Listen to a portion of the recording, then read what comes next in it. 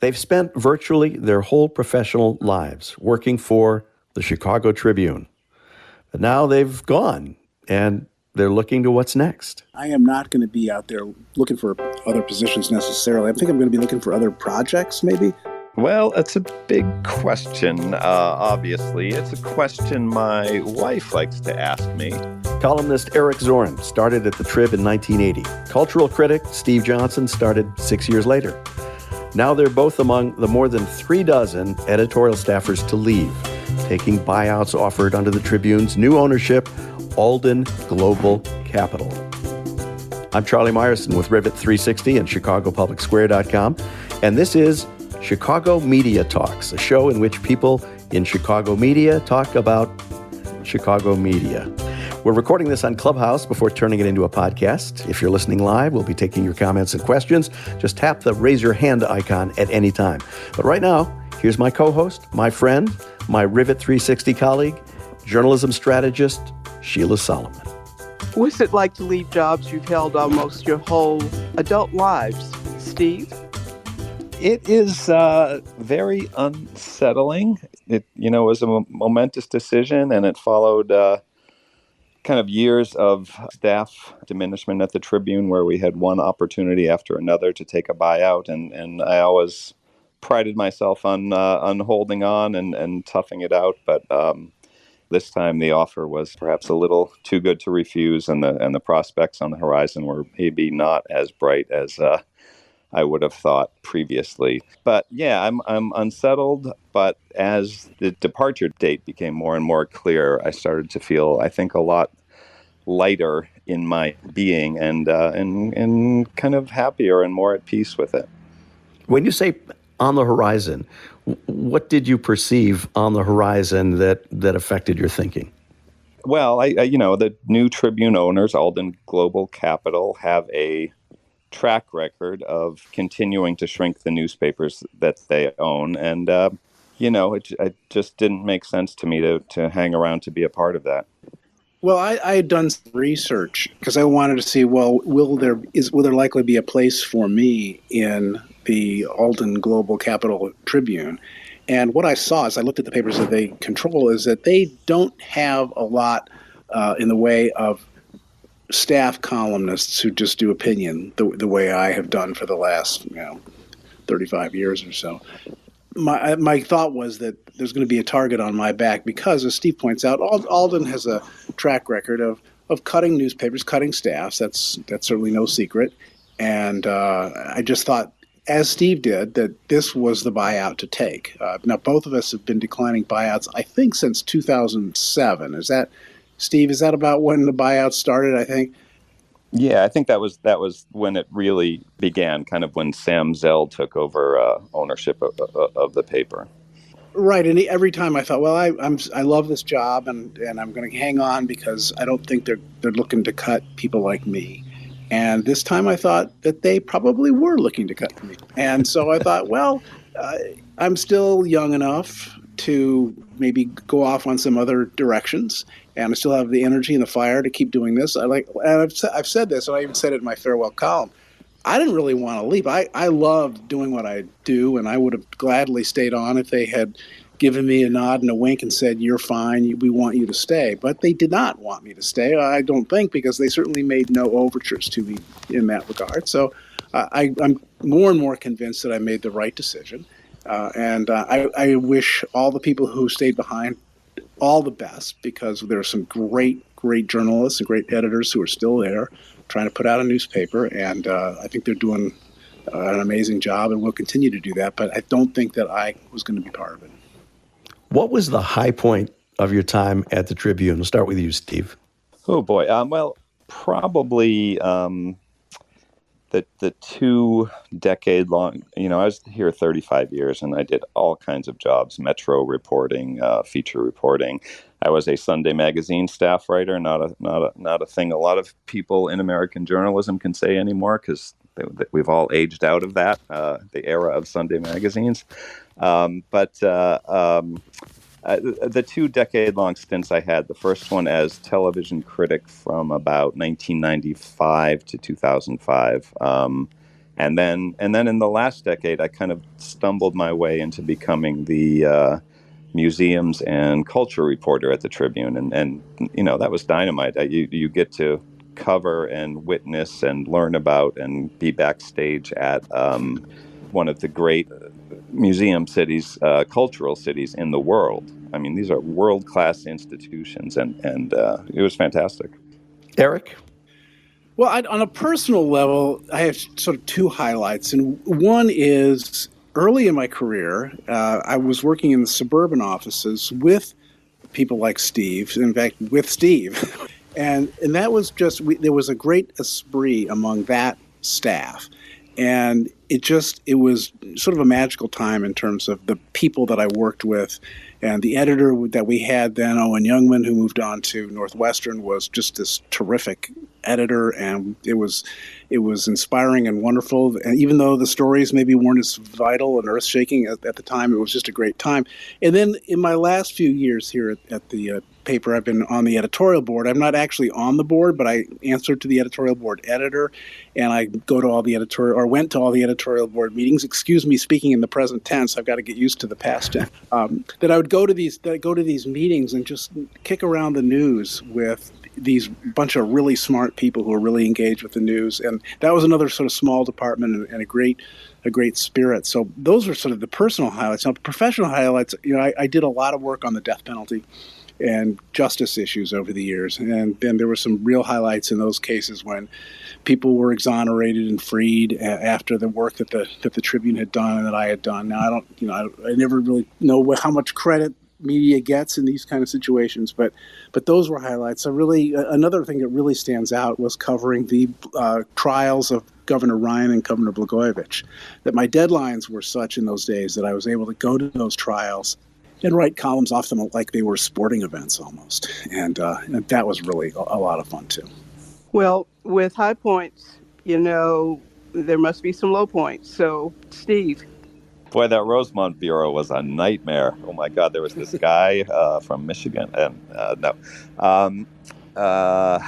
well, of course, in any 35-year professional journey, there are going to be highs and lows and setbacks along the way, and without naming names, I got in the clutches of an editor I didn't particularly like or respect at one point, and that's what I talked about earlier about just priding myself on being able to tough out bad situations, bad ownership, bad editors, and I just kind of tried to keep my nose down. And I know this isn't a good story because I'm not being specific enough, but I don't want to be specific enough.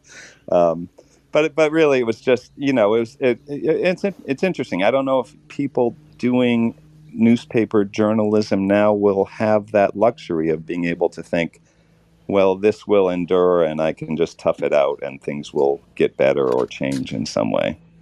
Eric, how about you?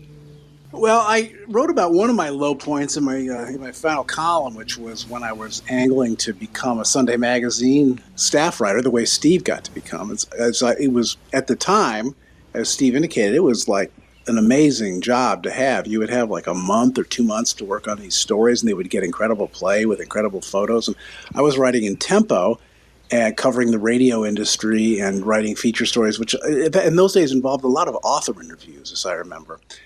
We should explain, by the way, for the younger listeners, Tempo of the Tribune that no longer exists, but that for many years was where arts and entertainment and culture reporting lived.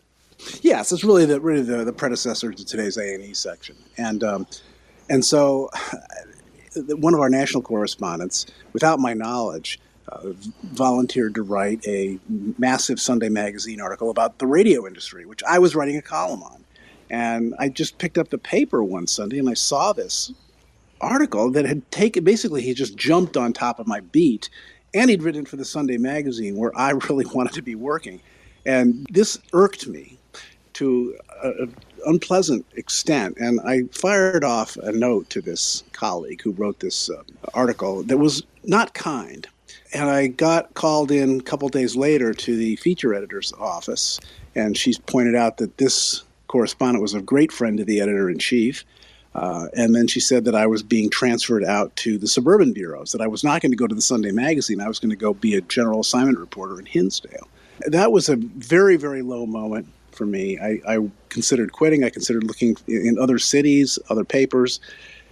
But I went out there and I did the job. And as I wrote in my final column, that it was exactly really what I needed at that point in my career. That I hadn't done a lot of hard news reporting. I'd done very little, and I went and I covered trials and bus crashes and floods and council meetings in small towns. And I really learned my way around institutions. I learned my way around police departments, and I learned how to write things quickly in a way that feature writers at that time did not have to do. That it was sort of typical in tempo, where the boss would come to you, the editor would say, "Can you have this finished by Friday?" And you'd say, "I don't think so. Maybe next Wednesday." And they go, "Okay, no hurry." And of course, that's not the way it worked in the Metro side. And so I learned how to write much more quickly, much sharper, and I think it was just exactly the kind of experience that I needed to start writing a column. So that low moment turned into a high point for me. Another low moment that happened to me was not too long ago, where I had written a column about the Adam Toledo shooting, and my point of the column was that this had turned into a cause celeb in town. That people were saying that the police had murdered another child, and they were marching in the streets, and I just wrote a column sort of saying, "Hey, hang on a minute, let's wait until we find out what really happened here." And for this, I found myself at the bottom of a Twitter dog pile, and was also criticized pretty heavily inside the newsroom for insensitivity. And it was a feeling of God, I can't say what I want to say anymore. I can't write what I want to write anymore, because you can't look for nuance anymore. No one wanted any nuance. Everyone wanted to just rush and take a side. Rex Hupke did a column saying there are no two sides to the Adam Toledo story. And it's like, well, there are always two sides to a story. Come on, we have. This is our job as journalists, is to ask the tough questions, and so that was a pretty bad time, where I was just, every time I turn on Twitter, I would see another 1,000 negative comments about how I'm a monster and how my children should die, so that I would understand what the Toledo family was going through, and so on. So those are a couple of fun low moments. Thanks for sharing those, Eric. A reminder, if you're listening live, one of the joys of Clubhouse is that listeners can join the discussion. Want to ask a question, offer an opinion, say something to Steve Johnson or Eric Zorn, just raise your hand in the app. Coming up, we'll talk about the things we can't talk about. Chicago Media Talks is sponsored by Sun Fun U Mediterranean Voyages. When you need a break from all the news and from the windy city itself, join Sun Fun U for a week yachting through the Mediterranean, learning history of the region and playing in the sea. To make trouble seem a world away, visit Sun Fun U and sign up for a voyage this summer.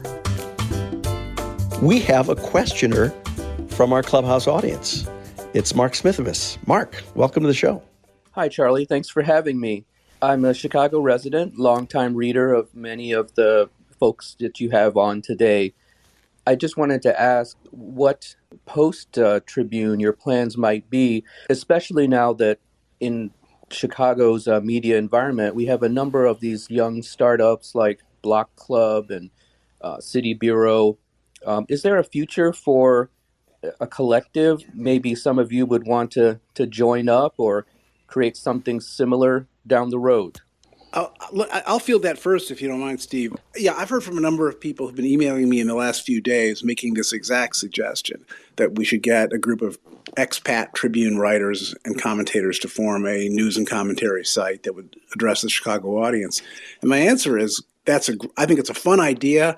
I would be glad to be part of it, but we need somebody with a lot of tech know-how and a lot of money to start something like that up. It isn't as easy as just opening up a website, that you would need an actual business plan. And you would have to have some investment money to get people like Steve, like me, to put our time and money and effort into that, so that, because we all are going to be pursuing other interests as well. So it's a great idea. I would just add to that. When I posted on Twitter that I was leaving the Tribune, I heard from a lot of people, including Peter Sagal of Wait, Don't Tell Me. And he said, condolences. And I said, oh, well, the good news is I'll have more time to listen to podcasts. And he said, oh, God, you're not starting a podcast, are you?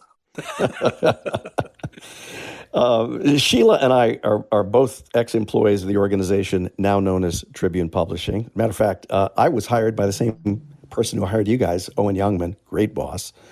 Like Eric and Steve, we agreed to a non-disparagement clause as we left the company.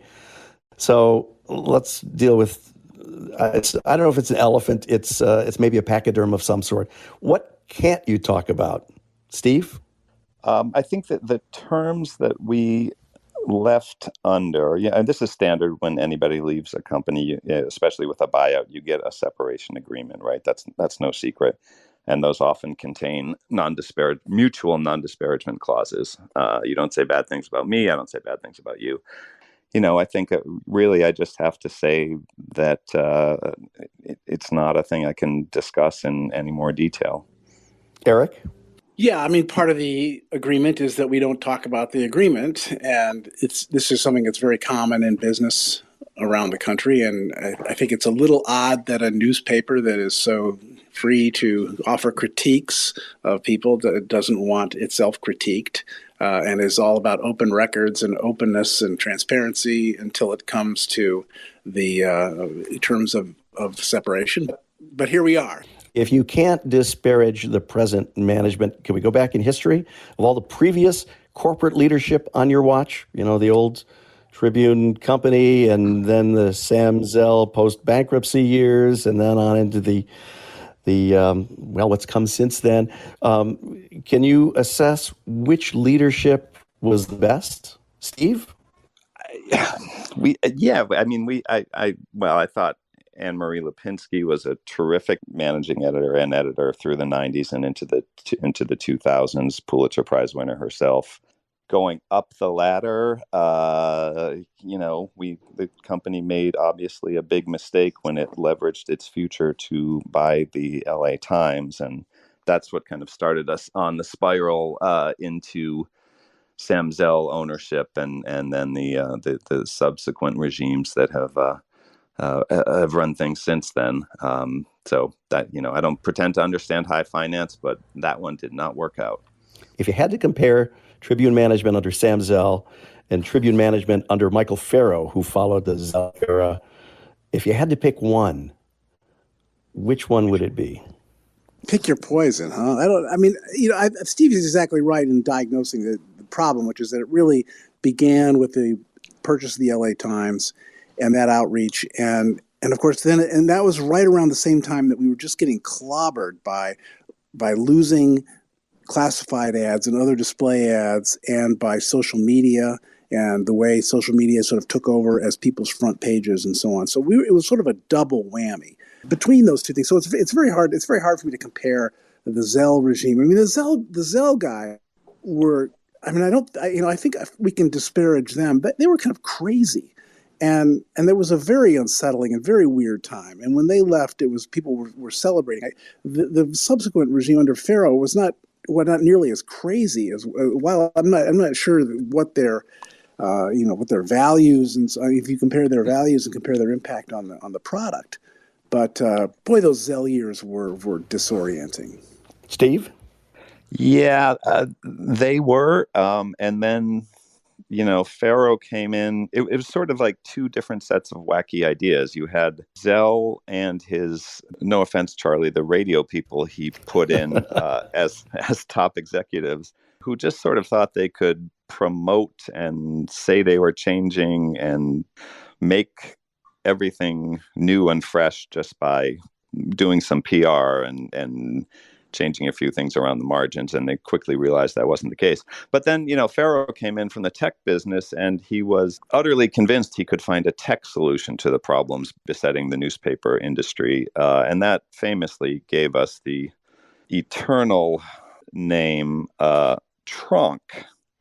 For instead of Chicago Tribune Publishing or Tribune Publishing, we became Trunk, which stood for like Tribune Online News something or other. But it just sounded like the bottom of the barrel from a naming firm that you engage. Like this was an intern suggestion late on a Friday or something. So you can't, it is a choice between different varieties of poison. Rotten apples and rotten oranges. Mm-hmm. And I was going to ask both of you about how you decided to take the buyouts, but I think you both addressed that. I don't think I have anything special to add. I mean, one factor hanging in there is, okay, I take the buyout. I know a lot of other people are going to take the buyout, and I will be hitting the job market. This means I'll be hitting the job market at exactly the same time as a whole bunch of other people with more or less exactly the same skill set I have. So I think we're all counting on the economic recovery to lift a lot of boats here and create some new opportunities in the area. And Eric, anything different from what you stated earlier? I'm about 5.5 years older than Steve, so my need to find another job is a little different. I am not going to be out there looking for other positions necessarily. I think I'm going to be looking for other projects maybe. But I did understand exactly what Steve's saying, which is that the market for journalists of a certain age is not necessarily robust, but it might be, I suppose. I know that I went back and forth, especially early on, because I was thinking, well, if I stick around, and so many other people I know are thinking about leaving, that maybe the company's going to make its number and they're not going to have to lay people off. And then I thought, no, I can't think that way. I have to think about what I want to do for the future. And the offer was good. And I thought, well, if I'm going to ever do anything else with my career other than write columns, this is the chance to do that. So that's kind of where I came down. And Okay. Steve and I talked about it. Obviously, throughout, Steve and I are good pals, and we talked about this as led up to the decision. And Mary Schmeek and I talked about it a lot. Mary and I are good friends, and so there's this, lots of conversations where you kind of weigh the pros and cons, and in the end, and I still feel this way, that the pros outweigh the cons. That this is the time. When it comes to the number of columnists who have now left Tribune, what do you think the impact might be on the community as a whole? Those of us in the community who are following the Tribune for the columnists. Now, what's going to be lost to that community? Not only the voices, but what else might be lost? Well, I don't know. The voices are there. What columnists tend to do is they tend to start conversations. They tend to move conversations along, or they try to. And we lost John Cass and Heidi Stevens. We lost me. We lost Darlene, of course. And Steve Chapman is still going to be around. But I think that readers do look to I mean, certainly as a reader, I look to columns when I look at other papers. I like to see what the opinions are, what the arguments are in these stories. I hope that the Tribune is going to bring on some more columnists, some younger voices. This has always been people have noticed that we don't have a lot of young columnists, and this is an opportunity to put some people in those roles. And that I would hope that the new management, would see that as something advisable, and that they would plug in some of those holes that have been left behind with some new voices. Because I do, as a columnist, I believe in the value of columns and for a paper. And I think without the columns, you become a less interesting, less go-to source for readers. Our Rivet CEO, the founder of this organization, John McLeod, is with us. John? I was fascinated with the conversation about people you had worked with in the past. And my question is, today and tomorrow, who are the people or the ideas or the concepts that you see that really get you excited, that are trying to bring together and recreate journalism, whether it's people from a tech perspective, from a journalism perspective? Who are the people or ideas that you are really excited about following? I will start on that. The first thing I want to say is I think it's really unfortunate that the news of all these departures at the Tribune has tended to make our colleagues who are remaining seem like it just seems unfair to them, because there's still an enormous amount of talent there, particularly in the various city beats that a Chicago Tribune is so important to covering, schools, city hall, politics, kind of the traditional meat and potatoes of newspapers, and they're still great. And the Tribune still has, I think they still have the largest newsroom in the city. WBEZ might be right up there with them at this point, but But after that, it's a pretty big drop off to the next biggest. So the Chicago Tribune remains a hugely valuable, hugely viable enterprise, and I will keep subscribing, as I know Eric has indicated he will too. That said, I mean, obviously there's a fantastic startup ecosystem, not even startup in some cases anymore, pretty well established ecosystem of smaller, feistier, neighborhood-based organizations coming out of the South Side, covering a range of neighborhoods like Block Club Chicago. All of those, I think, are really exciting indicators of what might be coming and what might be able to be developed in journalism.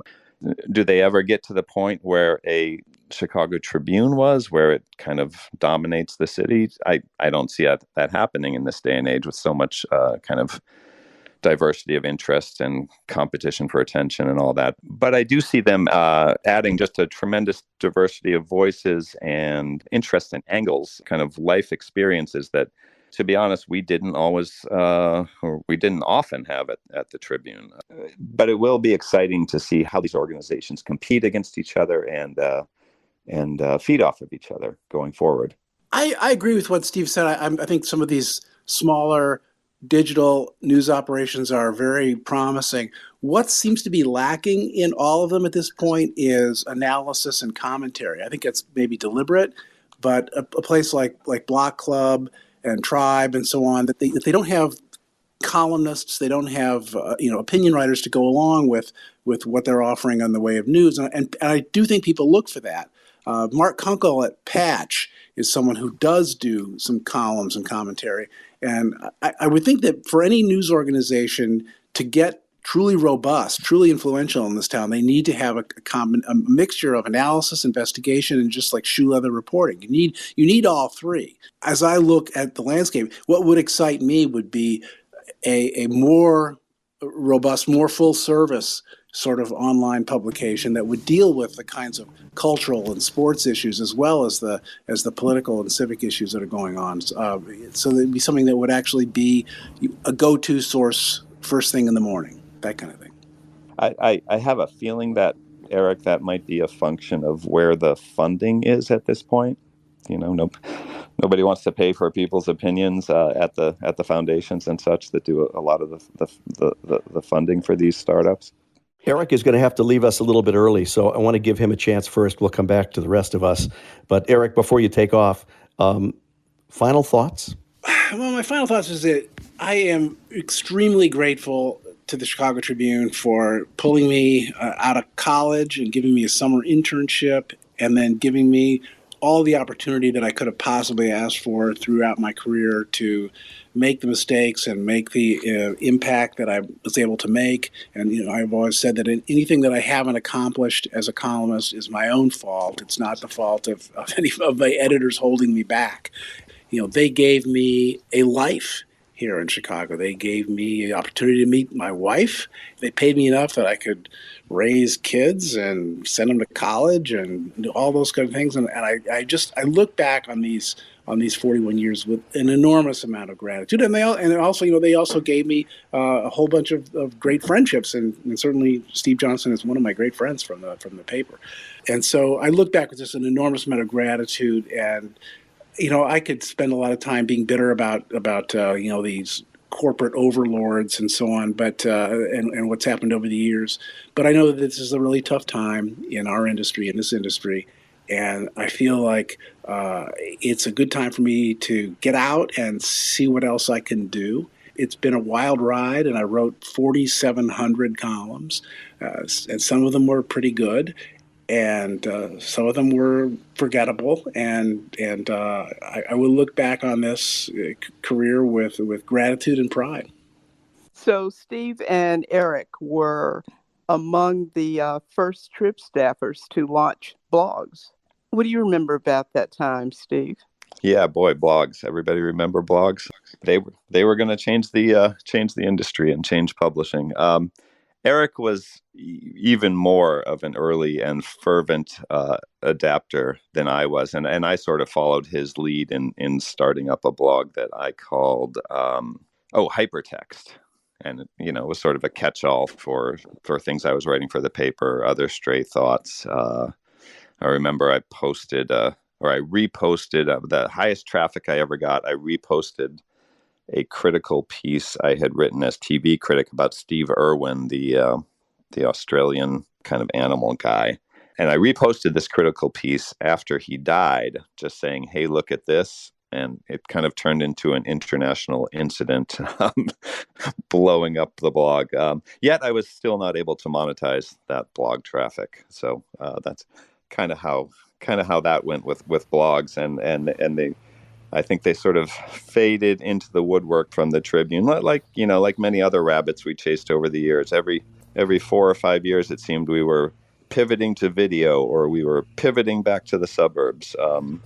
And you couldn't blame management for trying these things, but there was a lot of yo-yoing, a lot of back and forth, and it seemed to always kind of return to the core mission of putting out a traditional big city daily and then slowly, gradually adapting it to life on the web, which I think we've done fairly well now, but probably could have done a little sooner. You've both been very gracious in encouraging others to stick with the Trib, even though you're now gone. Where do you personally go from here? Well, it's a big question. Obviously, it's a question my wife likes to ask me. She's changed from calling this a departure, or occasionally the word retirement has slipped in. That's obviously not true. But now she's settled. She seems to have settled on interlude. I'll get to have an interlude while I figure out what to do next, and maybe enjoy the summer a little bit. And thankfully the buyout affords me some time to do that. I have a couple of book ideas I'm considering that I need to research more and figure out if they're worth putting a proposal together to try to sell them, and then if they will be saleable. But then I'd also, be looking for freelancing, other media work. I would consider some sort of communications position in a realm where I could look myself in the mirror in the morning. Steve, if you could give one bit of advice to those who are staying at the Tribune or in any legacy media organization, what would it be? I think it would be to keep your head down and do the work. Just keep focusing on the job that's in front of you. Obviously, a big city to be covered. There'll be more room for you to cover it, and take advantage of that opportunity. If you have a story idea or a beat you want to take on, or a project you want to take on, I think there'll be a lot more room for editors to be receptive to that. So, in some ways, this is an opportunity for the people who are staying. And then, beyond that, the bigger picture, don't fall in love. This is an industry that will break your hearts. I think the younger generation is more ready to pull up stakes than maybe some of us were, coming out of a tradition where you stayed at one place for many years, if not decades.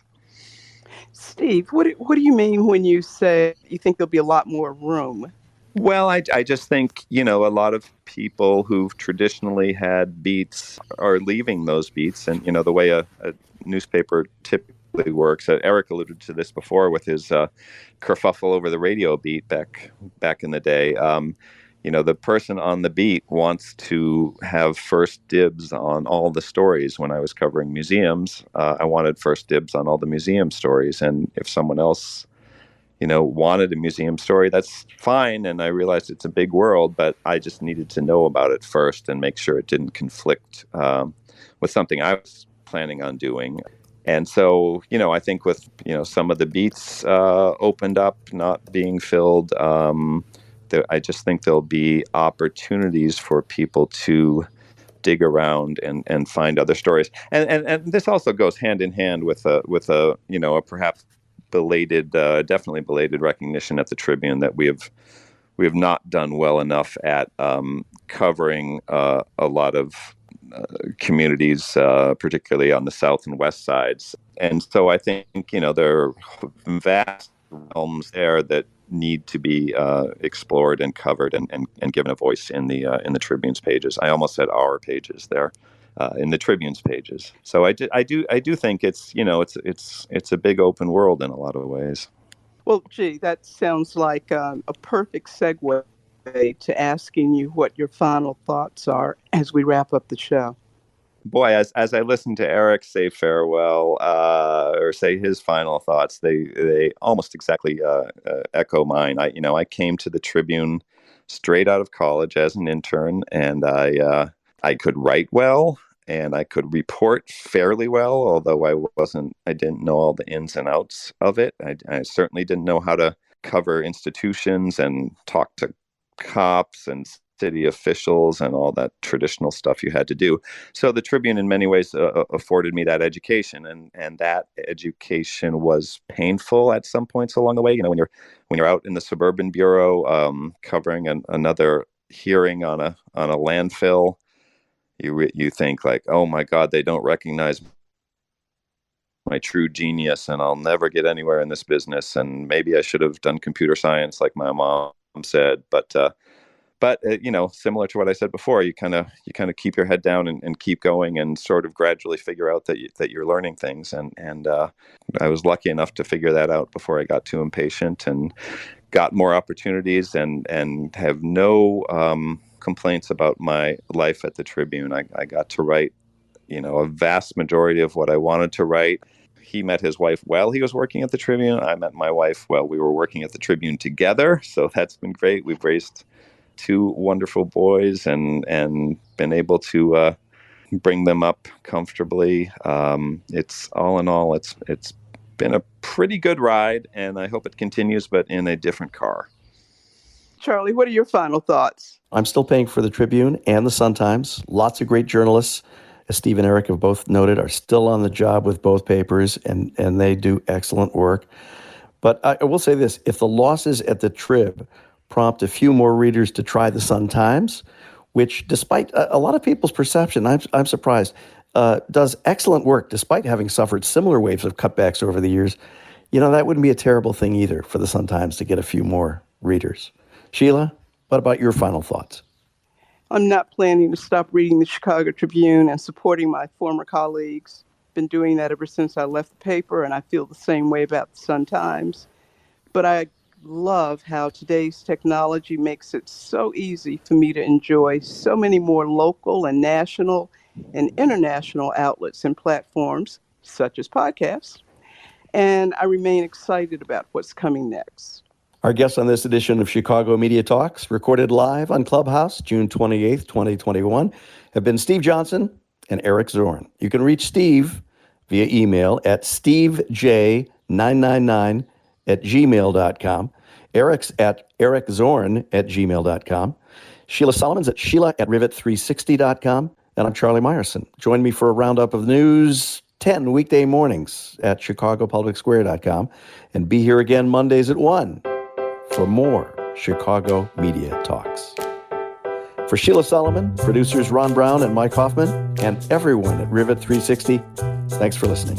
Chicago Media Talks is sponsored by Sun Fun U Mediterranean Voyages.